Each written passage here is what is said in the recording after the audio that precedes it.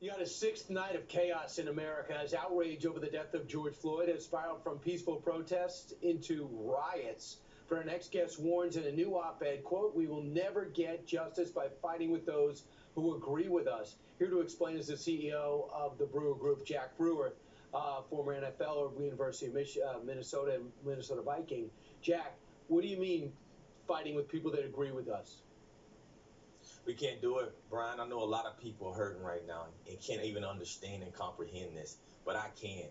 Brian, when I was 13 years old growing up in Texas, a fraction of the skinheads moved into my town. They harassed me, they threatened my life, they threatened my family's life.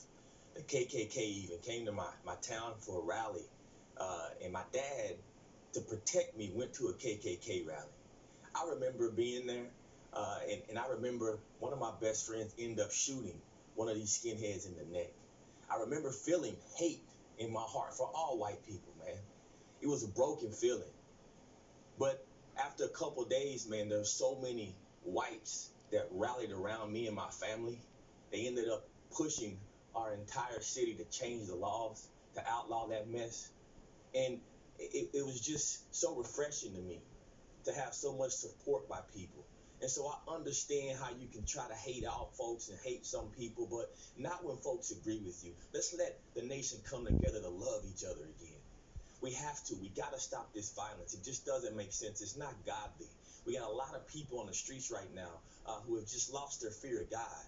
It's dangerous, and it's really revealing to what our society has become through our music, through the movies that we watch, all the violence that we consume around ourselves. I mean, we got these kids out here now. They're burning down buildings and looting and taking selfies in front of that and posing.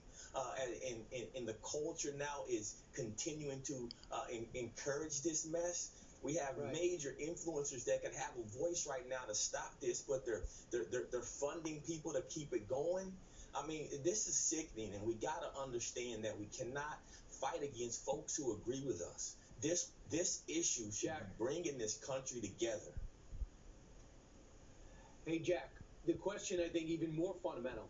Do you want to make the country better, or do you want to destroy the country? Because you're looking at 30, 40 cities that are going to take years to come back if the riot ends today. That's not going to make the country better. And this doesn't seem to be the rage in a moment where you turn around, you get hit in the back, and then you turn around in a rage. This is 6 days of calculated tactics to take down some of the most iconic restaurants and historic sites in our nation. Those are not people that seem to me want to make America a better country. Brian, there's a lot of people out there that are hurting. They don't understand. They don't comprehend the things the way that you and I do.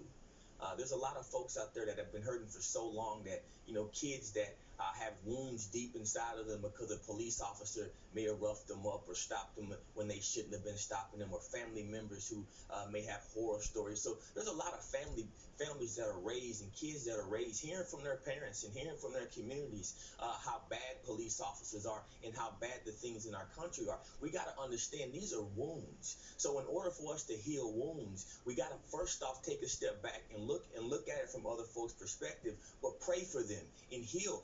Ask them to heal. We got to come out, folks like yourself, coming out saying, I stand against racism. I stand against this bigotry and this hate. And everyone coming together, locking arms. If the right people have the right message and folks stand up together, we can get through this as a country. That's what we need right now. We have a lot of broken people. Do you think those broken people are doing this damage? Or do you think a lot of this is opportunists who see a chance to create chaos and steal and loot? You know what? At first, I thought it was people coming in from the outside, but this latest report out of Minnesota really has me concerned. Because I've been to Minnesota, man. Minnesota is a place where it's traditionally known as Minnesota nice. Everyone in this state, when you go there, I remember moving there, leaving Texas, where it was a little bit of racial tension, as I mentioned. I moved there to Minnesota, and I felt like I could go freely with no racism. And then now to watch what it's come to, it's really disheartening. And to hear that the majority of the people arrested in Minnesota are Minnesotans. So yeah, I think there are a lot of people that are hurting. Clearly, it does surprise me as well that you have this many people from Minnesota in particular, just because I know that area. I'm a restaurant owner. Right. I own a part of bar and restaurants. 3 of my restaurants have been vandalized. I understand the hurt and the pain, but folks in Minnesota all agreed around this thing, man. Everybody around this nation agreed that when you saw that despicable police officer, it upset everyone. But we got to come together now because this nation agrees on this issue. We do. Jack, thanks so much. We'll call on you throughout the week. Thank you very much. Appreciate your time, Jack. Thank you. God bless y'all. God bless you. All right. Meanwhile, straight ahead.